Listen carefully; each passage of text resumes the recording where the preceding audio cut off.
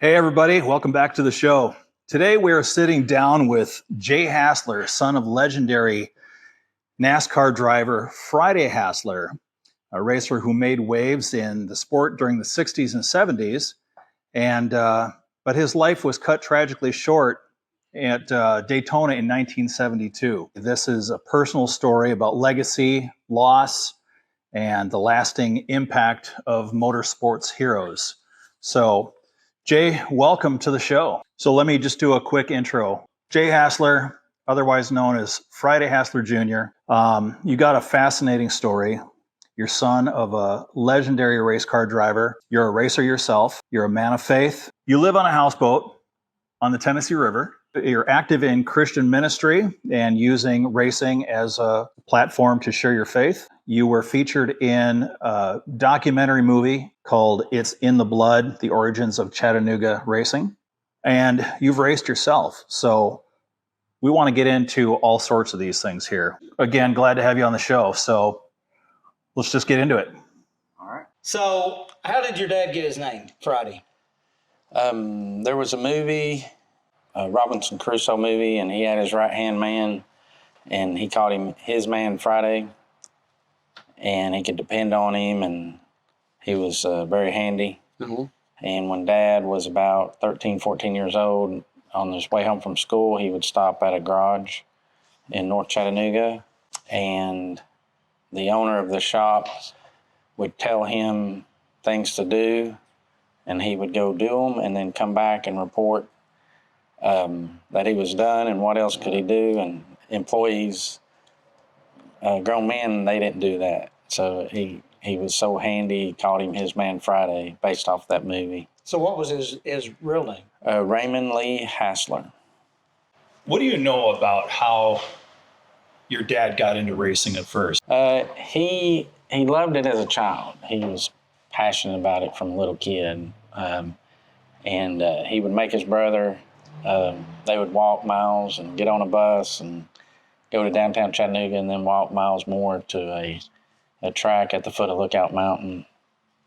And they would climb a tree and watch the race until they quit taking up money.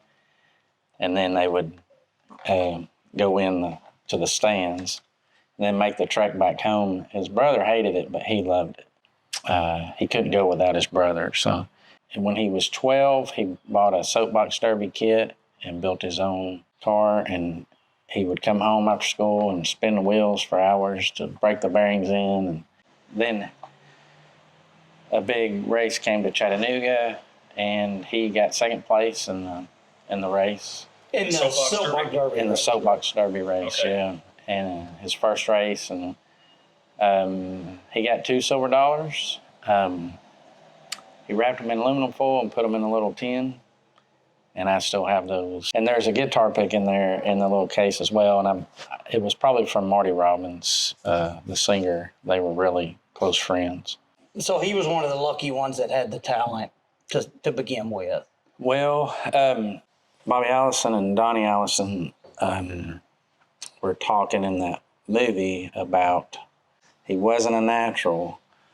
His determination is what kept propelling him forward and doing better and better. Built the engines, built the suspension, designed the suspension. I think he even built the trailer that they hauled the car on to, didn't he? Yeah, built a car. He had some help with different things, some guys that pitched in and helped. He drove a Chevrolet, and he couldn't get Chevrolet parts because they were boycotting NASCAR, and Chevrolet had a feud going because of the Dodges and Plymouths that were not technically stock cars. And so he couldn't get factory parts that were beefed up for the heavy strain on the parts that would handle that extreme speed and distance. What car did he run? Chevelle. And so he had to adapt Ford parts and Dodge parts to his car, and did so much cutting and fabricating that eventually started his own just building his own from scratch. And that carried over into NASCAR, and that's what everybody runs today because of his home-built suspension. That's pretty much what most all racing that's cool. runs today. He had an influence on today's NASCAR. Yeah, a lot of the technology that NASCAR has ran for years and still runs was from his innovations.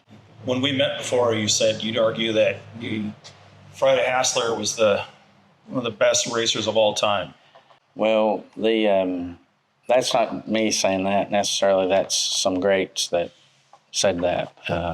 A great historian, after doing some research with leading a race at Nashville by 7 laps and not getting any exposure from it because he was driving a Chevrolet. When have you ever seen that? Somebody leading. And Richard Petty and him were leading by 7 laps, and Richard fell out, and Dad was leading for 50 or 60 laps, and they never interviewed him.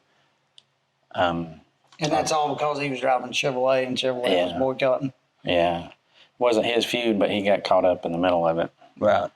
The first race, live to live, NASCAR race, flag to flag live NASCAR race, was at Greenville Pickens, South Carolina. And he finished 8th behind Richard Petty. And on the rundown, they went through all the drivers and their manufacturers.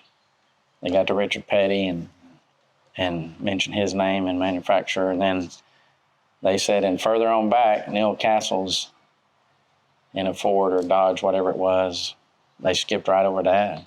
And it's Keith Jackson, and you could tell he hesitated and paused and didn't want to skip Dad, but that's what he was told to do. Sounds like there's some politics in racing. We'll get into that in a little bit. Uh-huh. What made him the best was his heart, his love, his passion for the sport. And he never stopped rising, climbing the ladder. He loved the fans, he loved the cars, just the sport in general.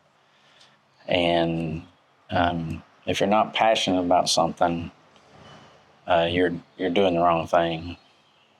So that's where his determination came from his heart. They took the best thoroughbreds in history and they did autopsies on them to see what was different about them. And the only thing they found was their heart was much bigger. So how many years did he race? About 15, 16 years. He did what, 135 Grand National Series races? Yes, about that. That's I would think that's pretty serious over 15 years. Mm-hmm.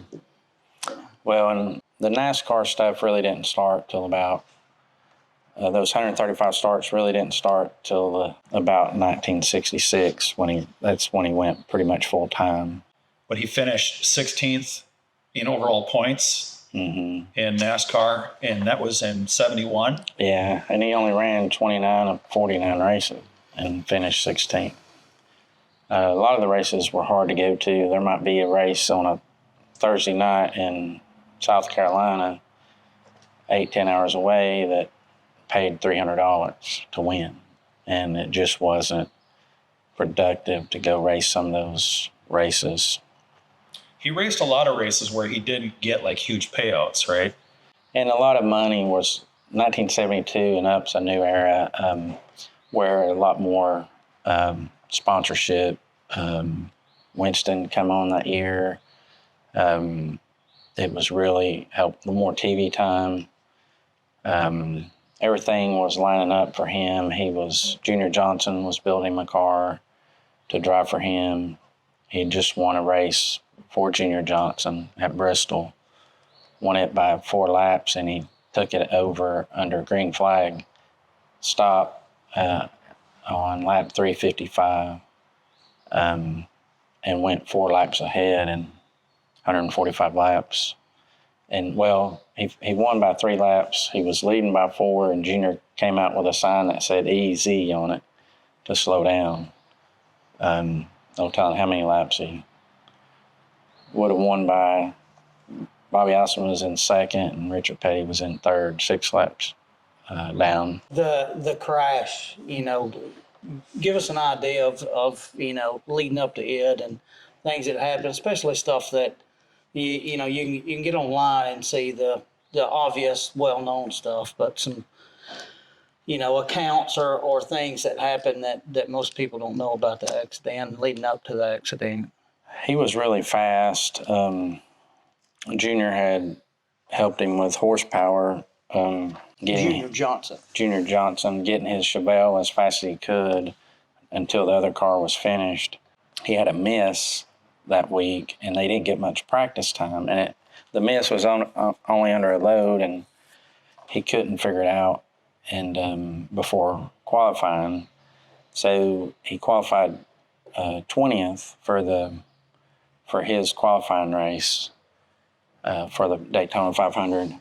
He had gotten the miss figured out before the race. They had it rained so much and washed out the practice.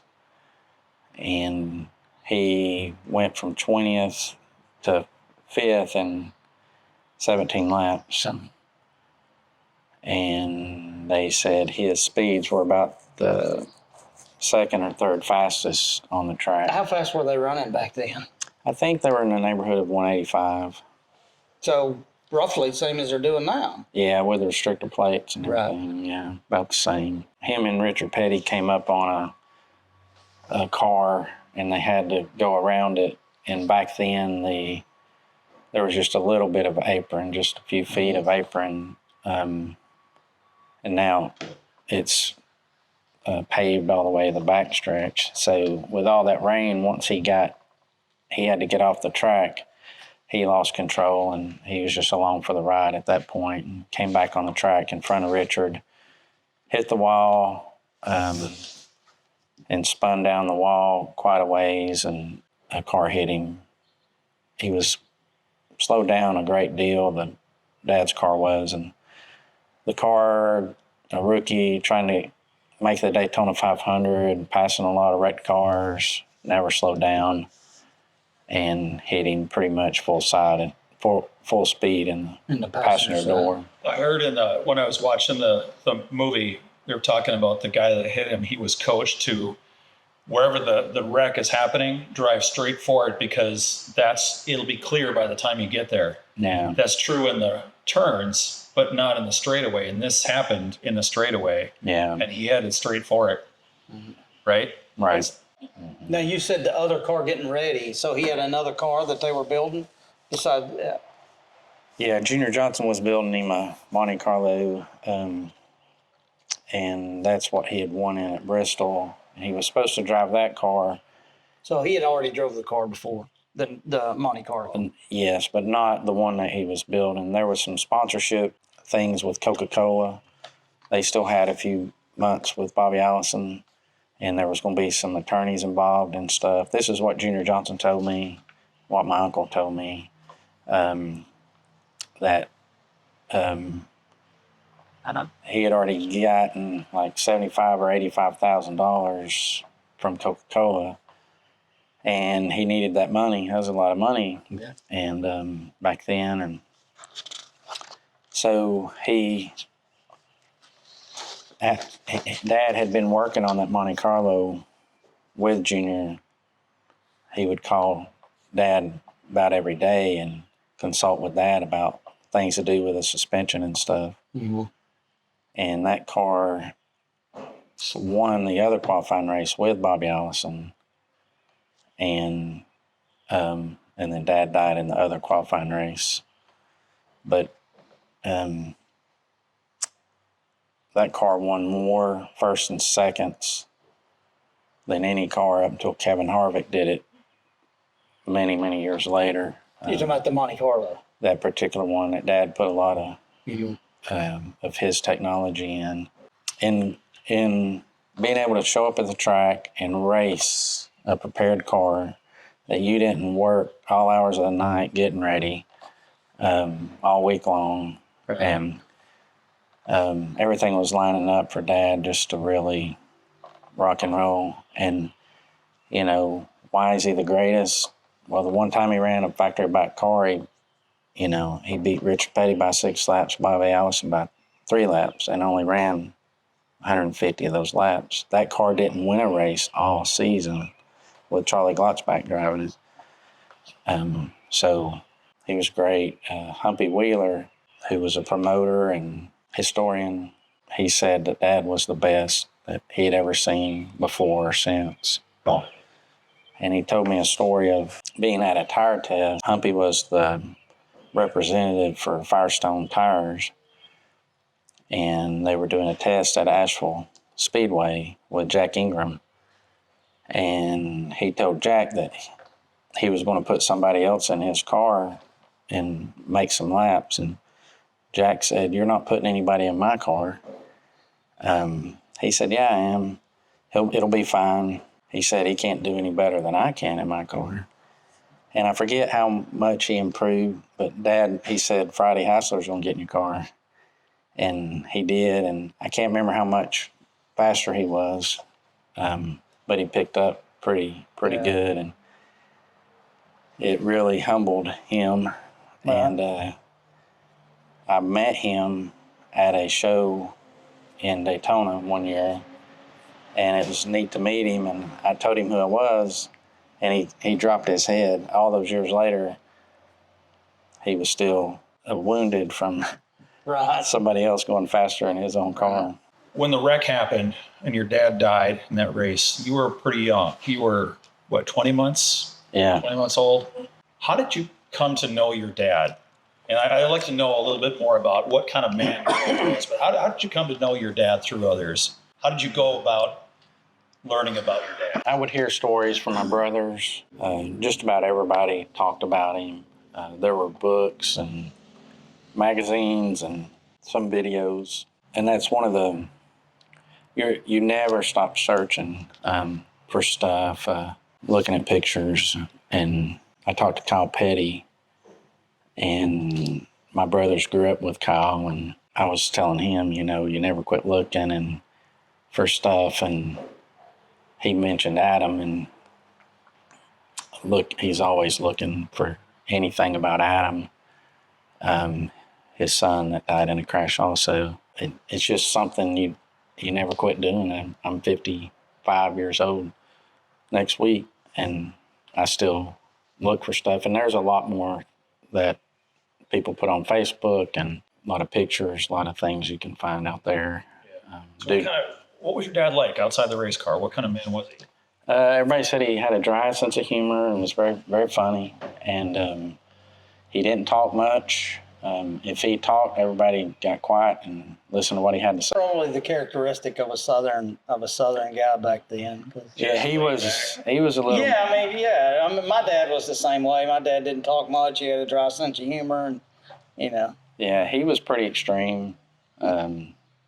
You might ask him a question, he might answer you 5 minutes later. What some guys said.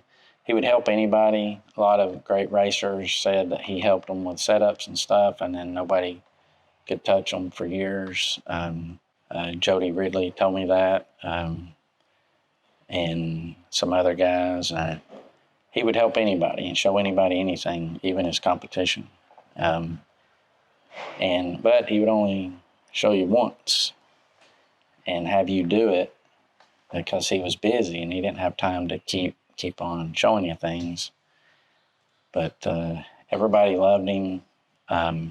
Was he a family man? I mean, before, you Yeah. obviously were young, but you had 3 brothers? Yeah, 3 older brothers. Tommy was 4.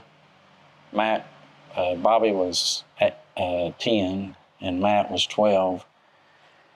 And they knew him very well, and had a lot of memories. And I would hear things from them of how he disciplined them or how fun things he did with them and stuff, and watching him race. And it was really, really difficult on them. Losing him, there's so many siblings of race car drivers. They passed while racing, and there's a big void there because he was a lot of people's hero all over the world, not just but his own kids. He was really their hero, and he was bigger than life, but he was humble and down to earth and loving, and they lost a lot. Yeah. And they, over the years, you can try to drown that with alcohol and drugs. And fortunately, I didn't have memories of him, and I didn't have to deal with that hurt and pain of knowing him and losing him, because I don't remember anything about him. So everything I see is positive and good, and it's not associated with pain of the loss. Even the video is pretty graphic of them pulling him out of the car and the impact of the crash and everything. And I got a little emotional when they were filming me for the movie, and mainly because I thought about my kids seeing something like that, and my brother's having to. And now you've lost two of your brothers, correct? Yeah. Bobby, which I knew Bobby. I knew Bobby before I knew you. I guess I've known Bob. I knew Bobby for better than probably 35 years, probably. Mm-hmm. But your other brother, I didn't know either one of your other brother. Yeah. Yeah, Bobby was the most natural race car driver I've ever seen. It didn't matter what vehicle it was. Mm-hmm. He became one with that vehicle and had more control over it by far than anybody I've seen. Yeah. It was amazing to watch him work. And he was young when he started racing. It was mainly him and us as kids helping him. And now, how did your mom feel about y'all going into racing? She didn't mind. She kind of enjoyed it, going and watching. And did either one of your other brothers get into it? No. Bobby and myself were the only ones, and I didn't start till I was like 31 years old. But I raced with a lot of some NASCAR champions and different guys in the late models, and watched a lot of racing. And it would have been neat to see Bobby have the help of his dad and that knowledge and the equipment and sponsors and resources. He raced with Davey Allison. And Bobby did. Yeah, with very little asphalt experience, mainly dirt experience. And he was running up front with those guys and racing with them, battling with them. And 18, 20 years old. You're right. I have one guy with him at the track that didn't even know how to change the spark plug, but he would get advice from guys like Bobby Allison and Red Farmer, and nobody ever held back with advice for him or me, and that's helped shorten my learning curve. But if we would have had our dad, it would have been cool, because you see Kyle that they grew up with and played with all the time, and Kyle Petty and Davey Allison and Dale Jarrett, they were like family, and then all of a sudden one day they don't show up anymore. And right. Kyle's mentioned that on TV and different things about my brothers. They would go get ice cream together, or go to the beach, or play around in the fish in the lake at Daytona. Just Rich Petty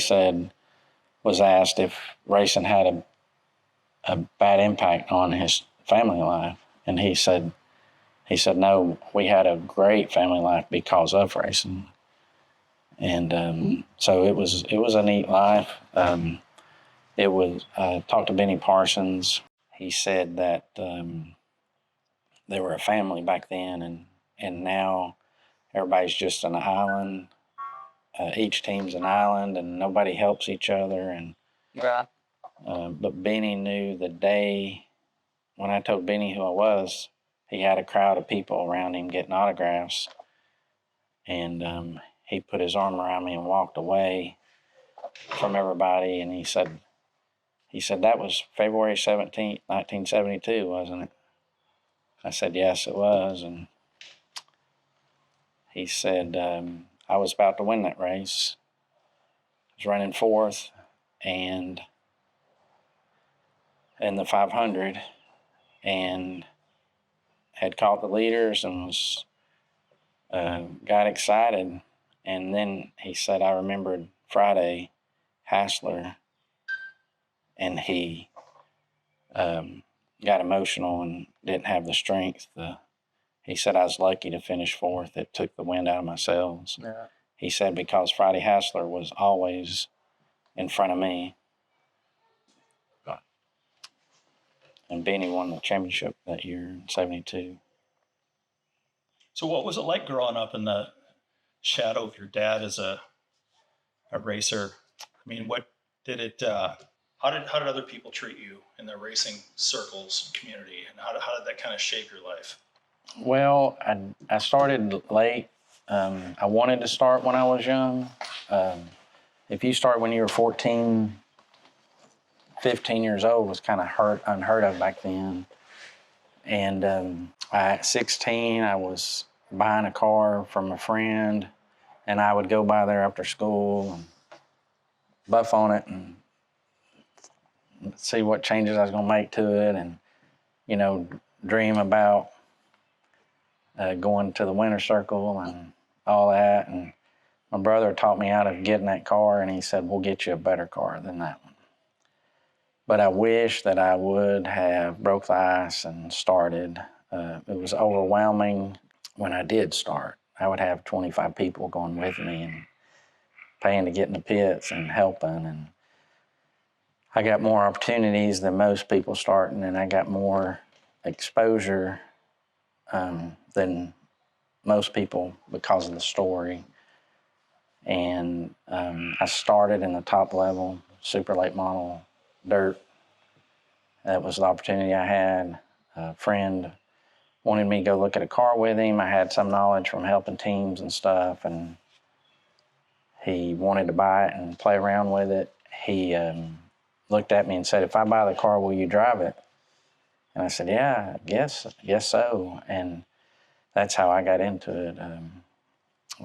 My first race was on my dad's birthday, June 29th, 2001. Interesting, when I decided to go, I had been to Charlotte in May, right after Earnhardt got killed. I saw Bobby Hamilton Jr. walk across the stage, and he was just a kid in introductions. And I was like, wow, how much experience could he have at 18? You know, a couple of years or something, you know, and I can start now at 31 and I'd be fine. You know, I can get some seat time. And so my whole reason in running dirt was to prepare me for running asphalt. And what was interesting, I was trying to make a race at Daytona in the ARCA series. Bobby Hamilton Jr. was drafting with me. He was behind me, pushing me, and he had raced he had pretty good amount of experience at that point. And so it was kind of came full circle there. So you always knew you wanted to race? Oh, always. I wanted to do it right. I wanted to make a good showing. Right. And you really can't do that in racing. I guess you're in kind of a bad spot because of your father. You feel like you need to make a good showing because of who your father was. Yeah, so I kind of wanted to fill his shoes. Right. And that's impossible. Nobody could fill the shoes of Friday Hassler.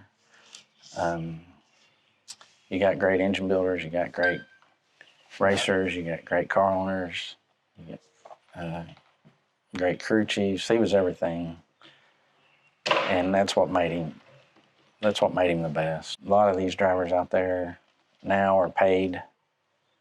They probably don't even know what a spark plug is or what it does. It was definitely different back then because they worked on their own cars all week to get them ready. They hauled them to the track themselves in open trailers, and where now the drivers. I'm not trying to say they're not good, but I don't think they're near as hands-on as they were in the 60s and 70s like Friday was. Mm-hmm. And it's always been kind of political, kind of a circus, or almost like fake wrestling in a way, because they do favor the guys are getting more attention, and they get all the sponsorship and the wins. And, you got a great driver like James Hilton. I got to eat lunch with him one day, and, he had low budget and just a old country guy, and loved racing, and he was good, but he wasn't polished and a good spokesman, and he just wanted to race. He didn't care about all that Hollywood stuff, and that hurt him, and we talked about that. The Hollywood stuff, I guess, is what you really have to do, because that's where the money's at, so. And NASCAR knew that they couldn't hold Dad back anymore. They started working on getting his teeth fixed, teaching him how to speak, how he was dressing, how he wore his hair, kind of I don't know what you call it, where they put the women through the classes to teach them etiquette. Like a class. Finishing school? Yeah, finishing school. They put him through finishing school because he was finishing up front. But Right. when the Nashville race in 1970 was the one he was leading by 7 laps and they didn't mention him, and Dad told him, even though that was close to home, he said, "I'll never be back." Dad had won some really big races at Nashville, and in late models and modifieds, he was hard to beat. But he said, "I'll never be back." So in '71, he won at Bristol, had like a top 5 at Atlanta. He had a pole in Islip, New York, ran second, a 0.2 of a mile racetrack. Went to Trenton, New Jersey. He got the pole at Trenton, New Jersey, a 1.5 mile track. Richard Petty was on the outside pole. Richard won at that 0.2 of a mile track. And Dad was on his bumper. They threw the flag 20 laps early. They really didn't finish that race. That's the smallest track that NASCAR ever ran, and that Coliseum thing they were doing in LA, that might have been 0.2. But just stuff like that. Why would you throw the flag 20 laps early? Didn't give Dad a chance to pass Richard. So those are the things he had to deal with. And he was told by the tech guys, if you win, they've told us to disqualify. Talk a little bit about your racing. So you've done racing. You've got one of your cars sitting right behind you here. And actually 3 of them around the shop. We'll get a couple shots of this. We've got a car over there, one here, one over here. Is this your this car racer? Yeah, this car here I bought in Daytona would come from the Mike Skinner stables. Very well built car. It's been nice to drive it. I've ran it at Pensacola, trying to get ready, get my speed up for the Snowball Derby. Haven't ran since COVID due to financial reasons and some health reasons. Possibly going to run some this year. Try to make the Snowball Derby. This trophy here is very famous. It's from the 1969 Snowball Derby. That's my dream, to make the race, which is very hard to do. It was really hard back then. They would have like 135. Was that the one your dad won? Yeah. Okay, 69. Yeah, that's the trophy for winning the race. And the other tall one over here is a trophy from winning the pole for the race. So 135 cars. He was fast qualifier and led every lap and won the race. And that race is so famous now, and it's a springboard to help. It's helped a lot of drivers make the step to NASCAR. If you win the Snowball Derby, it really helps a lot. Kyle Busch has won it, Chase Elliott, Donnie Allison. Bobby Allison never won it. Earnhardt tried, never did. So how does that work when you want to, let's say you want to go race in the Snowball again? I mean, do you just show up and try to qualify? Anybody can do it, or how does that work? Yeah, you gotta have some guts to get out there on the track with these guys. They're the best in the country, and some come from Canada. I think there's been some guys from Mexico. But do you have to show up with like experience or anything like that? I mean, you don't have to, no? but you're not going to do well. It's a pretty fast half-mile track, very abrasive, hard on tires. You might feel like Superman for a few laps, but then those tires go away. You have to finesse it quite a bit. Do y'all have, or do you know what happened to your dad's car that was a crash? And do you have any of his cars? No. In the crash, it hit so hard that it knocked the visor off of his helmet. I do have that visor. But you don't know the what happened to the car. helmet was inspected, I believe, and I don't know that we ever got that back. The car, I've heard it was buried. I don't really know what happened to the car. Did he have any other cars besides the one he was racing in? He did. He had a very special late model car. It was a white Chevelle 3965 that Dad built, and he just dominated in that car. And it was something he built later when he was running NASCAR full time, and promoters would want him to come, like Smoky Mountain Speedway. When he built the car for a race there, and they kept calling the shop and saying, "Are you going to make it? Are you going to make it?" And he says, "I'm almost done. I'm almost done." And the car was all different colors from the different used parts they're building it with. And he got a call, and they said, the cars are lined up, ready to race. And this is over an hour away. And they asked the crowd if they wanted to wait for him to leave Chattanooga and drive to Maryville, Tennessee. And they opted to wait the hour or however long it took him to get up there.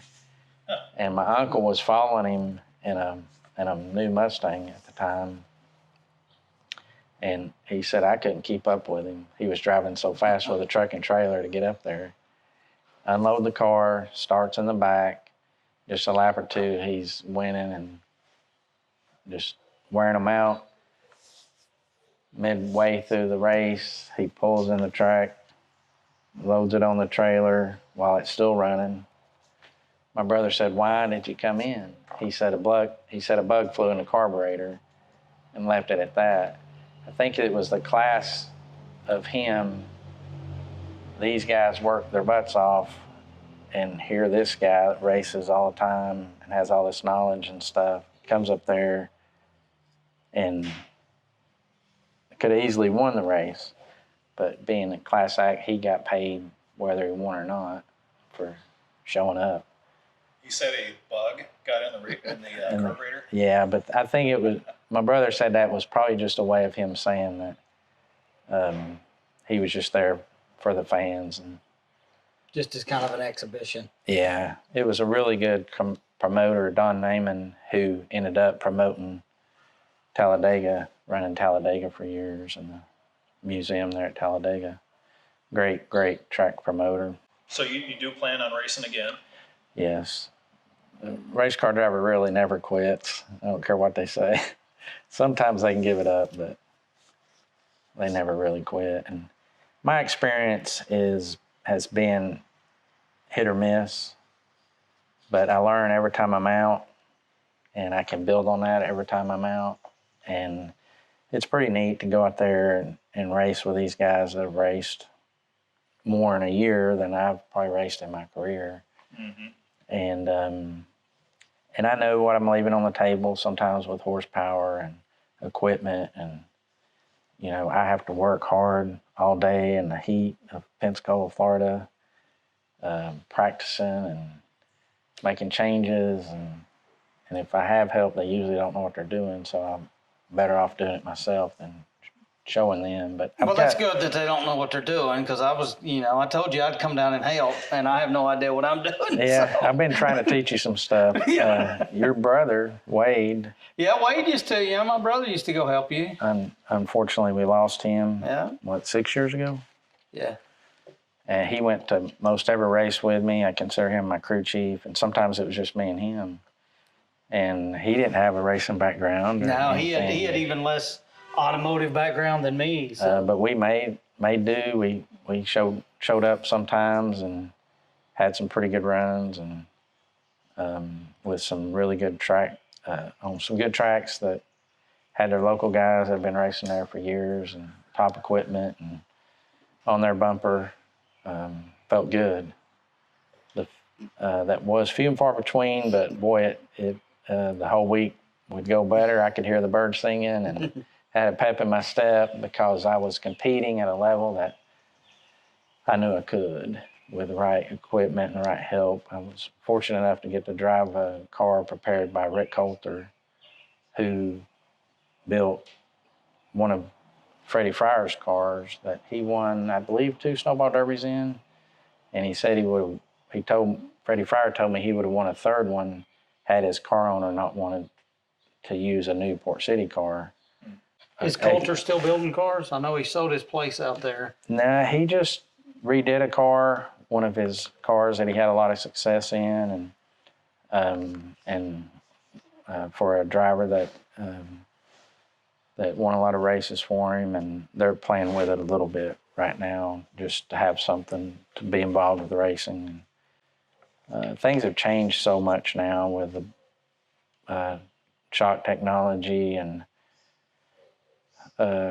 they say, you've heard this phrase, it ain't rocket science, but it's really harder probably than rocket science, because one tiny little change can affect the whole setup and handling, and half a pound of air pressure. It's that sensitive in one of your tires. And there's so much experience out there, and then they've got so much technology that they can put the cars on pull-down rigs, and you got people spending $50,000 for a race that pays $5,000 to win to try to climb the ladder. They've got the best teams, they've got the best crew chiefs, they got the best equipment, and it's hard to compete. You know, I paid $15,000 for this car, race ready. I brought it home, bought it on a Monday, brought it home on a Tuesday, worked on it on Wednesday, drove to Pensacola on Thursday, got some practice in. I had to change the seat belts because they were out of date and do some things, and then ran a race on my 50th birthday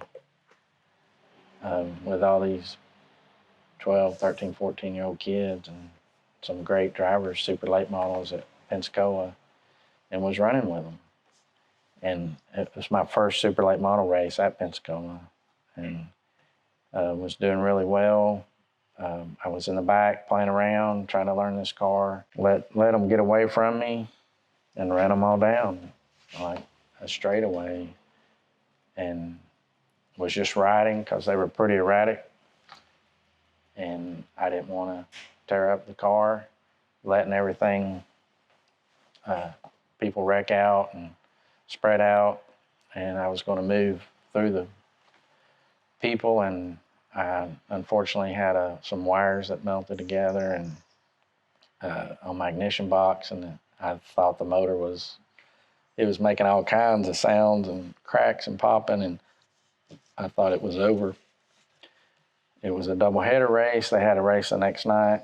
I figured out what happened and got to go back out there and race again, and developed a vibration.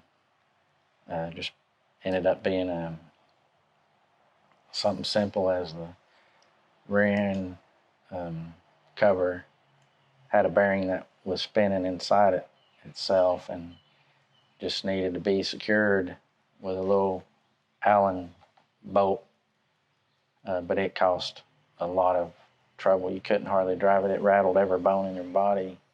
It was so all three of your cars are super late model cars? Yes. It depends. They're the same cars for the Super and the Pro Late model. The Pro Late model has a little less horsepower. Not too much slower, but pretty similar speeds. What kind of engine you got in this thing? This is called a Florida Spec motor. you can run it in either class by put some restrictors in the carburetor for the lower class and changing your RPM chip, and run it in the super late model with a higher RPM chip and taking out the restrictors.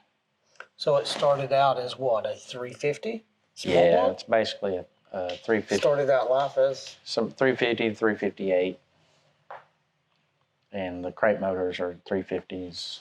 They push about 425 horsepower, and this engine as a super is probably in the 550 range, which is kind of under horsepowered. Didn't qualify good, but it raced good once the tires got some wear on them. I look forward to running this car again. It's a left-hander chassis, which I love. This car up here, I raced a TV race at Pensacola. They I've always loved their chassis. I got to race that car in a TV race and a Pro Late model race at Pensacola. And the rear end, that was another deal. I paid $10,000 for that car. A friend of mine actually bought it just for a spare motor and transmission. It was a good deal, and we found it online, and we drove down there, picked it up, brought it home, worked on it a little bit, had yellow interior. We had to get rid of that, and painted the interior, put a setup on it for Pensacola, and went down. He wanted me to race it, and he had one of my old cars. It was a really good car. So we went down there, and the rear end wasn't locking up. And Heath Heineman, a really good asphalt racer from Chattanooga, was with us, and he went out and drove the car to see what was wrong with it. He said, "You can't drive this car. You need to park it." And I took, and I was just going to go out and run a few laps and get my starting money. And it was just real radical off the corners. Well, only one wheel was spinning coming off the corner because the rear end wasn't locking up. And I ran a few laps, and I noticed that the rear end was locking up towards the end of the straightaway. So what I started doing was I went 2 laps down in probably 10 laps. That's how bad it was. And I was out there by myself most of the time and wasn't in anybody's way. And I was like, hey, I get to drive a race car, play around, learn some stuff. And it's my first race at Pensacola. And when I realized it wasn't locking up, when you let off the gas, it's supposed to free up, and it helps the car rotate faster because just your right rear wheel's spinning. So I quit letting off the gas all the way so it wouldn't lock up, and I would get in the corner easier, not use a brake, and then drive it through the center of the corner. And that was very fast. And I started running people down. I got my laps back because of cautions. I was the only one a lap down and got the lucky dog. Made up 2 laps. Came from 33rd up to 12th. And had we had such a long green flag run, had we got a caution, I probably would have been top 5 easy. It was a very fast way to get around the track. So it was a lot of fun. So that was a left-hander chassis, and I really liked how solid they were.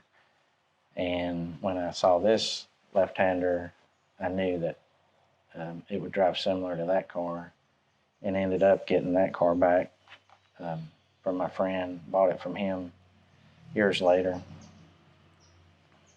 So I've got 2 good left-hander chassis that I've had good success in. So who all of the big NASCAR people have you met? Richard Petty, Kyle Petty, Bobby and Donnie Allison. Donnie helped me a lot at Daytona when I was running down there. Benny Parsons, Freddie Fryer, Jody Ridley, Bill Elliott. I've not met Darrell Waltrip. I've met his wife. I have his phone number. He said on TV before that Friday Hassler was his hero. And Ronnie Sanders, he has won I think, over 500 late model races against all the NASCAR greats, and won the Snowball Derby. And Dale Waltrip thought he won it, took the trophy and the check and left. He did give the check back, but he never gave the trophy back. He was actually a lap down, and he knew it and got out of there as quick as he can. But they awarded it to Ronnie, made him another trophy. But Ronnie has won so many races as a car owner and as a driver, and he's got more knowledge than anybody I've ever talked to, and he's always helped me. And you don't have to question anything he tells you, what gear to run, what tire pressure to run. To me, he's one of the greatest. He's probably the greatest late model driver of all time. What are some of the things that, you know, the casual racing fans may not know? You know, kind of some of the behind the scenes stuff that, you know, about the racing world, some of the politics or the rivalries, some of the behind the scenes stuff.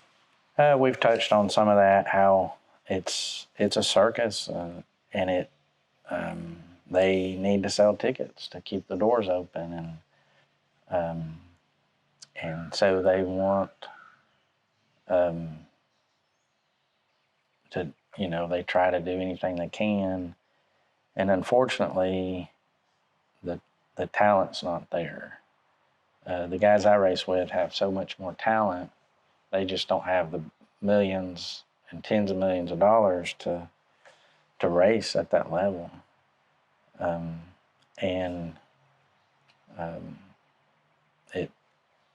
It's kind of sad because you don't have that connection with your drivers anymore, of them working up through the ranks and you watching them rise. And, you know, some drivers have done it right. Bill Elliott did it great with Chase. I would be at tracks where Chase was a little kid racing the Legend cars, and not only was he working his way up, but Bill would be out there showing him in other races what people were doing right, what people were doing wrong, and really brought him up right. And I knew when he was 12, 13 years old that he was going to be a force to be reckoned with. And I got to watch Blaney race his way up and didn't miss any steps and paid his dues. And Ryan is one of my guys I watch if I watch anything. Good character. Is it the same with the local tracks, the smaller tracks, or is it more about actual racing and talent? Well, the local tracks are dying. And I think, you know, the internet's killing a lot of things because people are so consumed with technology, and the people are complaining about noise, and you got politicians getting involved and closing these great tracks that have been around for, you know, some of them 100 years or more. Like all of our local tracks? Yeah, we have. Stock car racing. I remember when I was growing up, Friday nights, stock car racing, man, that was the place to be. Yeah. That was a lot of fun. Yeah, TV heard it, hurt racing, local racing, and then the internet. And all we have now is a drag strip here, isn't it? yeah. So and Chattanooga had a really good following racing. There were some really great drivers that came out of Chattanooga. The drivers here could go anywhere and run up front and win. All right, let's get into some personal stuff. You're a single dude. Been dating lately? Yeah, I've been single for about 13 years. I was married for 20 years, and But you're available? well, I'm kind of scared. It's hard at this age. Any age is dating is hard, but everybody's broken, either widowed or widower, and divorced, and it's tough to date with the fear of getting hurt by somebody else. And everybody's got a huge checklist that everybody's got to meet, and everybody's doing the internet dating thing, and I can't even imagine doing that these days. I feel fortunate. I've been married for 23 years. Love my wife. I can't even fathom the idea of dating again at this age. Yeah, I've been married 33 years this year. I think if something happened, I don't know that I would. I don't know that I would go back to dating. I might just. Either. I think I would just. I think I'd just buy more cars. Yeah. yeah, I mean, Nothing against you, honey. I love you. Right. Wouldn't want anybody else but you. Right. there's a piece to being single, but loneliness is tough. It's a trade-off, you know. Yeah. You got a lot of buddies to hang out with? Some. I need to be racing. That's a good way to fill my time, and I'm self-employed and I'm alone a lot, and live alone. My kids are grown. I got 2 kids in college and 1 out of college, and so they're out of town. And my oldest daughter is here in town. We do things together, and involved with church, and there's plenty to keep me busy. So let's talk about that a little bit. So you've kind of used racing as a bit of ministry outreach. Tell us about that. Yeah, it's I was fortunate to be involved with Max Helton on several occasions, and he started a church with Dale Waltrip for NASCAR, and they would go from track to track. He was the pastor basically for the drivers and the crews and officials, and they could have a church service on a Sunday morning, whereas, you know, they're always out of town racing. They couldn't go to church, and too busy to leave the track and fight the traffic and stuff to get in and out of the track and go to a local church. Max told me, I was telling him I was thinking about quitting racing and just doing ministry. And he said, if you want to have influence, then keep racing. He said, I've got every degree, done every kind of ministry, but they might retain 5 or 10% of what I say. As a race car driver, they retain 95% of what you say because of the women like racing. Everybody likes cars, and everybody's racing I'll race you to the mailbox, or, the racing is interesting to children, to men, women, and it kind of tears down walls and lets you get to their heart. And I tried to do ministry for years to where I tried to influence people. But just like trying to wear the big shoes of my dad, I tried to wear the big shoes of the Holy Spirit.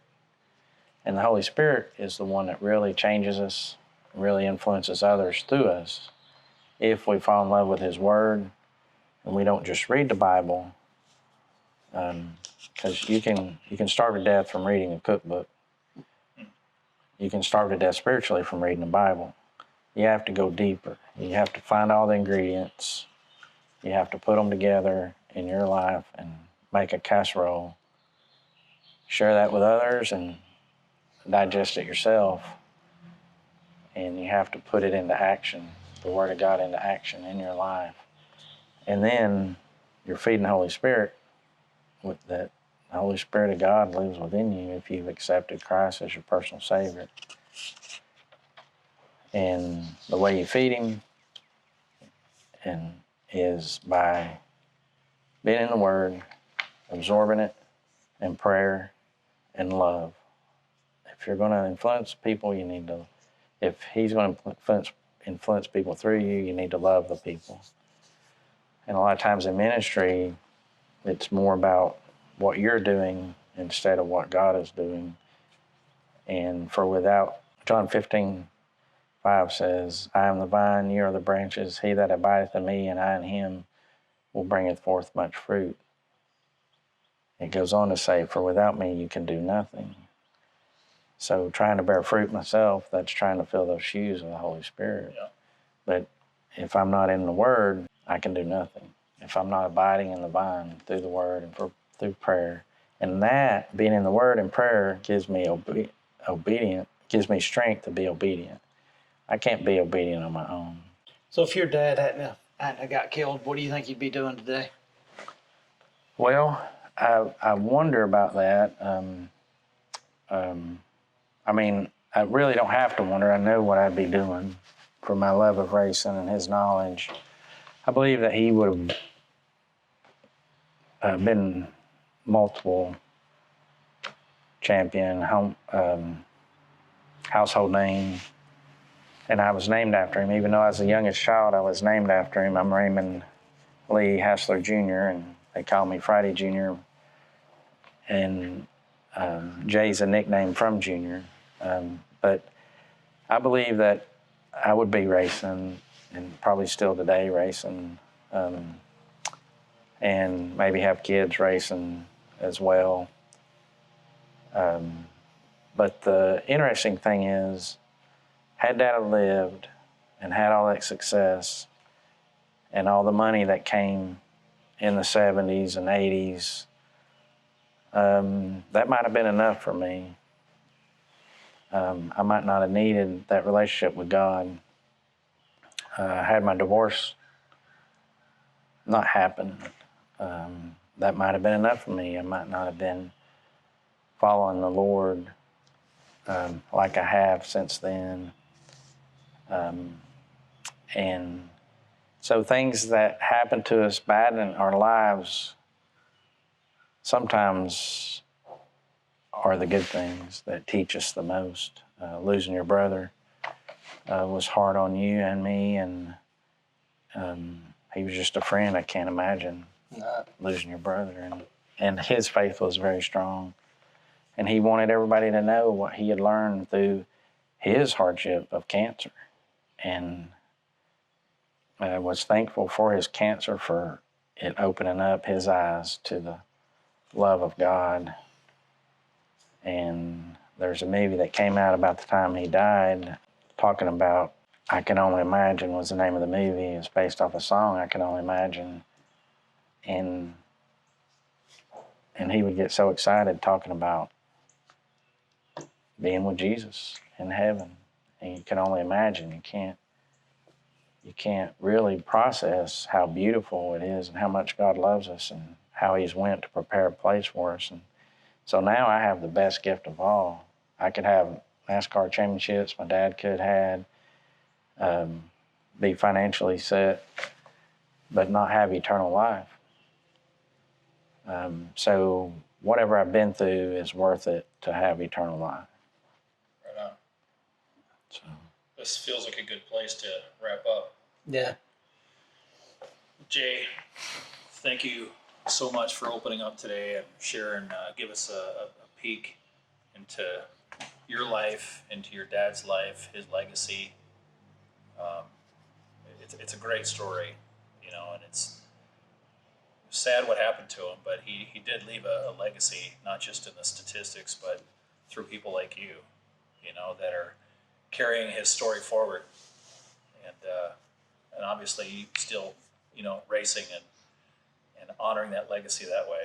Thank you so much for being with us today and sharing that story. And we would love our viewers to comment. If you've been in the racing scene, if you go that far back where you remember Friday Hassler or remember things about him, we'd love to have you comment on the video. Put your comments below. Share us anything. And I know you would love to hear any other comments from people that knew him back in the day. If any of you guys are watching the video here, just love to get any additional stories or comments from you. Or let us know who else you would like to see on the show. Or Jay, maybe you can hook us up with. You said you got some phone numbers. So. And you do need to do some racing this year for two reasons. So I can come down and film some of it. And I want to, film. And you know, obviously I don't know anything really about NASCAR, so it's not like I'm ever going to get on anybody's pit crew. So this way I can at least go down and work for free and do your pit crew. Well, he said a half a pound of air makes a big difference. I can't see you getting that detailed on the air. Yeah. Maybe I should do something else, but so. Well, just in closing, is there anything else you would like the viewers to know? Things that we haven't asked about, about your dad, or what's going on with you? Anything else? Going to Africa again. I went last summer. Going next month to Uganda. Beautiful people. Going with Sam? Yep. Yep. Going with my pastor. Sam Greer. And it was really neat being over there. They don't even know what NASCAR is. A lot of them didn't know who Elvis Presley was. Really? Yeah. People don't know who Elvis was? So they spoke English. They were colonized by the British. Beautiful people, bad economy. But it was really neat to see their love for each other. And there is some technology with phones and stuff. I do get to keep in contact with my friends from Kenya and Uganda. Sometimes on a daily basis. It's real easy and neat. So when are you going back again? July 21st. Oh, so soon. Yeah. And so the reason I say that is in this day and age, we're so consumed with technology. It's taken over, 50% of our lives. A lot of us, if not 80, 90%. We don't sleep. We don't, we don't connect with others. So it was neat being in Uganda and see how they had to help each other to survive. And over here, we've got it so good, but we don't have love for each other, and we don't engage with each other. And take a lot for granted. Yeah, you see a family out to eat with a nice meal, and they never look up from their phones. The whole family and their phones. You do need to binge watch our shows.